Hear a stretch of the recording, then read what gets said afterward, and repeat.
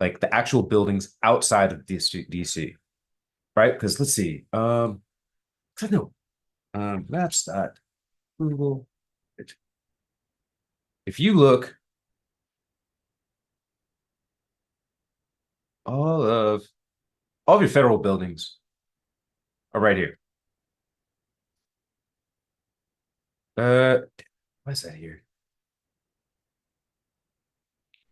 All your federal buildings are right here, right? Like this is Smith. This is the lawn, right? This is all your federal buildings, and you're going to see a lot of this stuff is just built in. These are all these industrial buildings that have been around for the better part of 50, 60 years. If these are all empty, then I don't know what to tell you. This whole downtown core is going to be barren because a lot of these buildings drive a lot of business, and there's a ton of parking garages that are filled up with a lot of employees. But if you scale out, you got Congress over here, um, Smithsonian stuff. This is, if you're on the East Coast, you probably went here for a school trip or something like that. All right. And then even across the river, you got Pentagon. Right. And then you have like military bases. What is it? The yards. Is that it? No. It's a Navy yard.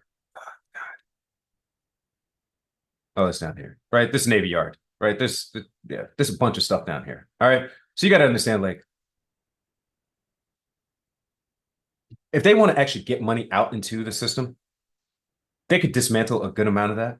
What this is saying is the senator from Iowa, who's going to be working in concert with Musk and Vivek Ramaswamy. They have a report out showing how federal bureaucrats have abused telework. They're gonna have to explain to me how they did that and fleece taxpayers out of billions of dollars. They're gonna have to explain that. Like that is, I want to see this report in detail, but this is what's here on our page. But this again, this is in the description. So you will be able to look at this, right? And so this is going through this 60 pages. Ooh, it's 60 pages. This is gonna be this one has a lot of stuff. All right, so this is showing, all right. For years, I've been tracking down bureaucrats relaxing in bubble baths, playing golf, getting arrested, and doing just about anything besides their job. It would almost be funny if it wasn't for happening on the taxpayers' dime and at the expense of veterans, seniors, small business owners, and Americans in need of uh, competent service from government agencies. Federal employees need to return to work, but if they don't want to, I will make their wish come true. So 90% of federal employees telework. Yeah, but it's usually one day a week. This is the ones I know, right? Pre-COVID, this number was 3%. Yeah, well, we had that virus and it kind of shut everything down. 6% of workers report in person on a full-time basis. Yeah, that shows you how many people want to have a flexible work and life. And that's the thing. If you want to have modern technology, modern workforce, you have to have modern solutions like telework. I don't think it should be every day if that can be something that you can get your workforce to agree to, but you have to get them to agree to it. You start forcing people, they're going to see attrition, which I think they want. That's what I think they want. So nearly 33% of federal employees are entirely remote. Yeah, because a lot of those jobs can be done remotely. But then a lot of these jobs are, I want to see how they classify remote too, right? Does that count for people that work in like the wildlife, Bureau of Land Management? You know what I mean? Like those type of jobs. But that's one of those things. I'm going to look at the report in detail, uh, and then I'll update this at a certain point, right? Because I think that's going to be something for the Doge. Because I'm going to do some more stuff on Trump and that administration. How are they going to build in stuff with their new administration that's going to trickle down to private industry, especially IT, and then how's that going to work into your workforce? Not a single headquarters of a major agency in Washington is even half full. Average occupancy is just 12%.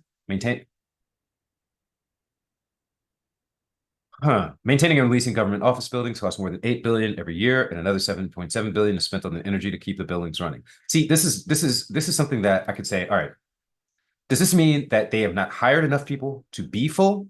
Or does this mean that the people who are in the buildings, right? Like the report is suggesting that they're saying that not a lot of people are coming in, that only 12% of people are coming in. That's what it's saying, occupancy. But occupancy can mean this office space only has X amount of the 12%, right? Meaning, are they understaffed? That could be a possibility, but the report I'll have to look into in detail, and I'll actually get back to you. I'll try and give an honest critique of it. Okay, so report details how to make telework work for the taxpayers, draining the swamp and relocating the federal workforce. I think that's the primary. They want to get jobs out. I think that's what they want to do, right? Move jobs out, move jobs away. I think it's going to be a lot of black folks that are going to be cooked if they do that. Like your auntie who lives in PG County who drives the BMW, if she doesn't have a critical job, whoo, it's going to hurt. And this is not new. I mean, I think Woodrow Wilson had all black employees of the federal government fired in the 1920s. It could be Wilson, but it could have been. I can't remember who was president, but I think it's Wilson because he was not a very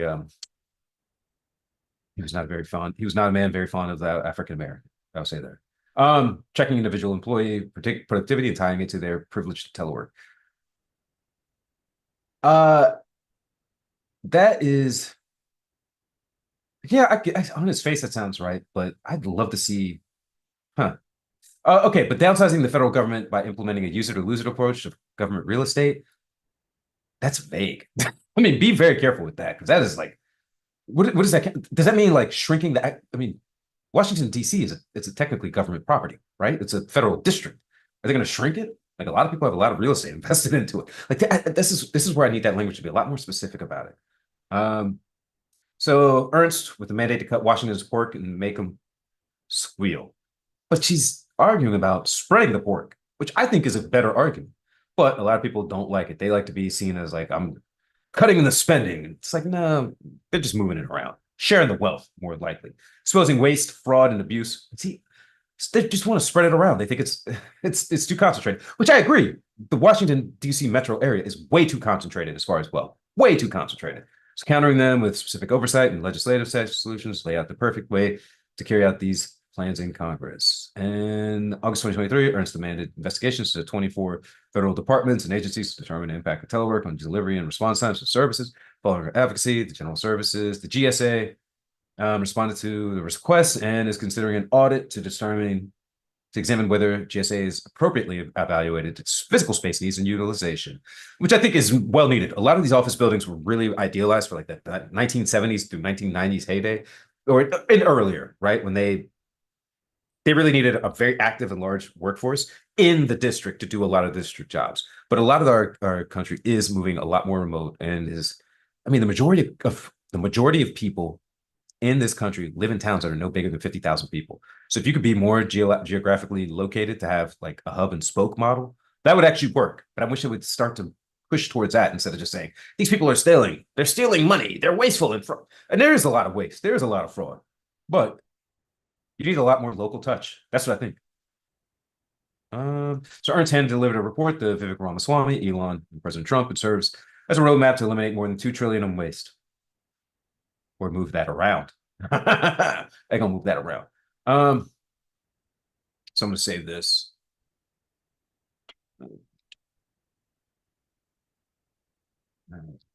All right, man. I'm getting wiped of this, but I think what the hell? Oh, this is ads. Man, this ads crazy. Okay, yeah. So this is what I was talking about earlier. All these companies are moving off. I think they use it for AI, but I think a lot of these companies are just not as productive they used to be. Right. Let's go through this real quick. So IBM, right? IBM, they used to be a big dog, but they have gotten fat and sick, and they have bought a lot of companies and made them worse, and then charged you more money to use them. And they have a lot of legacy tech that basically a lot of people who have invested in IBM back in like the 70s, 80s, and 90s. They have to pay the IBM giants lots of consulting fees for their consultants to fix stuff that they never upgraded, right? So IBM is kind of cooked, and all the companies that are linked to them are cooked. Like you don't want to learn IBM Cloud. You don't want to see what they have to do to maintain their infrastructure. It's a way that a lot of companies lost without even knowing it.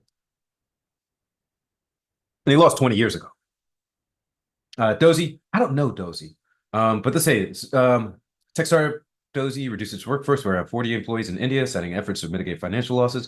In a more drastic move, WeTransfer, following its acquisition by Bending Spoon, slashed 75% of its workforce as a strategy to boost profitability. That's a temporary boost.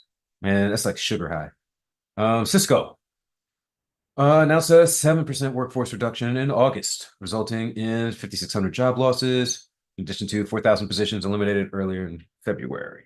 Employees, including members of its Talos security division, were notified by the September layoffs. Cisco stated that the cuts were essential to remaining competitive in a rapidly evolving tech giant environment. Okay, so Microsoft reduced its workforce, 650 employees from its Xbox gaming division to restructure. So they bought Blizzard, save a little money. Let's say 650 jobs multiplied by 200,000. What is that? Maybe like 20 million? That's not a big savings. That's not. That's really not. Maybe my math is off. I don't know. That doesn't seem right.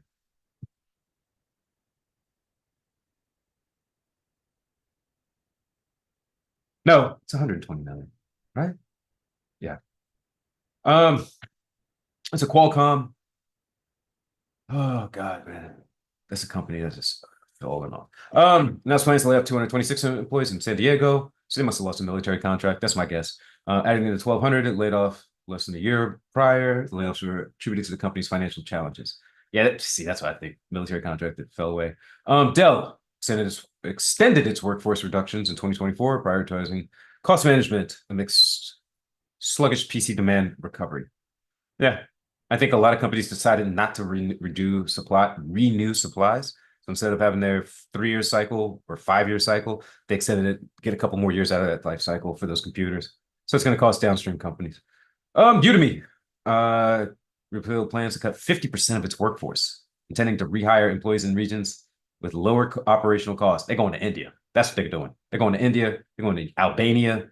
They're going to the UK. Maybe IP will work for them. And this is only a week old. So this is Nigerian Tribune. Like I'm trying to get a lot of sources out here so you can look at it. All right. So, and this is we're winding down. We're winding down. We're winding down. All right. So, all right. Okay. So this is gonna go a little bit more into God, I hate these ads.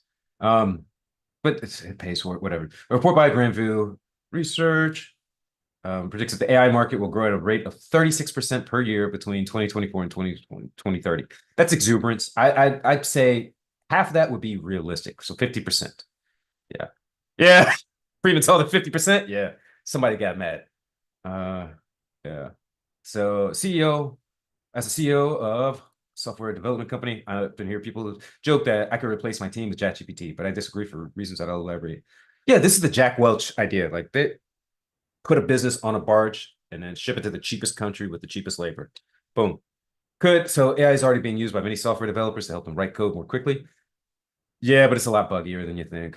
So 70% of developers use it to make their work easier. So it's a vastly different thing than using AI to write code. While the current generation of AI tools can write code that will run and could be useful as a starting point, for a simple CRUD application, it's not up to the level of writing a complex, secure, and human readable code. Absolutely, and most code isn't that secure. A lot. I mean, like it. Yeah, you try to variabilize it and use certain keys, but not have them hard coded. But it's not perfect. But you can get the job done if you know what you're doing. Programs that use AI tools wrote that code was less secure than those who did not. Yes, because a lot of people are building in insecurities into the code, right? So the quality of code produced by GitHub's Copilot found around 30% of it had issues.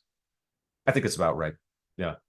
Not only do these tools get things wrong frequently, but some of the mistakes they make are dangerous, such as using outdated libraries. Yep. Yep. I've seen some pull up libraries that are like 2 years old. I'm like, we're on version 8, not version 5.5. Or producing code with security vulnerabilities. AI tools are trained on publicly available code, so they will have outdated code in their training databases and lack true understanding. Exactly. They're probability machines. That's it.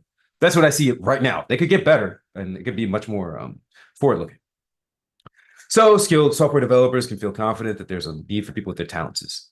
Boom. That's what I see. They want you to use it as a multiplier. AI is empowering developers where you see code. It's been evolving for decades. So yeah, developers use punch cards and cannot afford to make mistakes. Or modern computers require developers to type out code line by line with primitive languages, having only go-to standards, statements instead of subroutines and functions. Interesting. All right, so if you understand AI prompts and can read and understand AI written code, you can use generative AI tools to your advantage to increase productivity, right? This is what it's getting down to. So the best developers make AI work for them, right? That's what they really want you to do is do the job of 2 or 3 developers with this stuff. Yeah. All right, I'm gonna. This is gonna say the same thing we've seen like 5 or 6 different articles. All right, so we're gonna wind this down, right? Oh, how to accelerate the productivity of AIs, the 4 stages of AI adoption. So I would say read this on your own, but this is a good image. Let's open this in a new tab to get the gist of it. All right, so increase in quality and output, right? So this is where it's going to redesign workers, redesign jobs, re-engineer with workers, and then AI does the work. This is what they see as it going forward.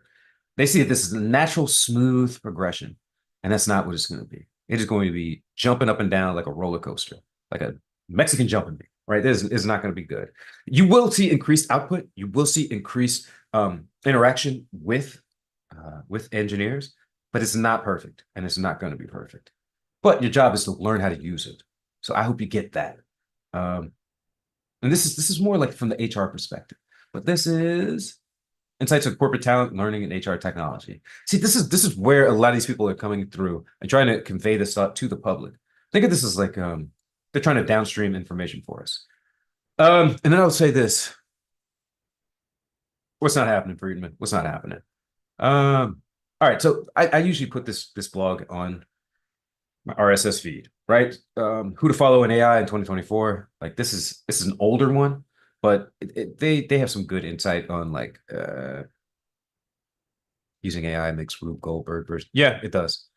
It does. It makes it overly complex. And if you try to like I've made some stuff work with AI, like something I use really regularly is a whisper AI, so I can get it to extract text or convert like text to speech, right? And so I can make an audiobook out of, a document. And that's very simple. But when you start to see what it uses for like its dictionaries, what it uses for its classes and instances, I'm like, this doesn't make any sense at all. I got to trim all this shit around. Do you mean this actually? Because I think you mean this. And then it's like, oh yeah, that's what I actually meant. And so you have to guide it a lot more than you think. It's like a 10-year-old or like a 5-year-old that just has a lot of brain power. Um, yeah, this is a good blog that I would say you could subscribe to God, golly. All right. What is this? So this gives you a good idea. I don't say sign up for it. I do. But this is something, if you want to be AI oriented that has something, one, you can create a Google alert, or two, you can get on blogs like this that solely sponsor or focus on this. AI supremacy. This is somebody who's like a techno venture, I mean, they think tech is God. That's what I would say. And they'll provide you like a good insight. But I usually just find their RSS feed, I'll add it to my reader, and then I'll just look at what they're putting out every few months. Um, I think that's it. I think that's it. I think I've said everything I need to say. So I'm going to unshare that. All right. What am I thinking of? What am I thinking of? One, you got to figure out how to solve this, right? Oh, screen sharing is done. Oops.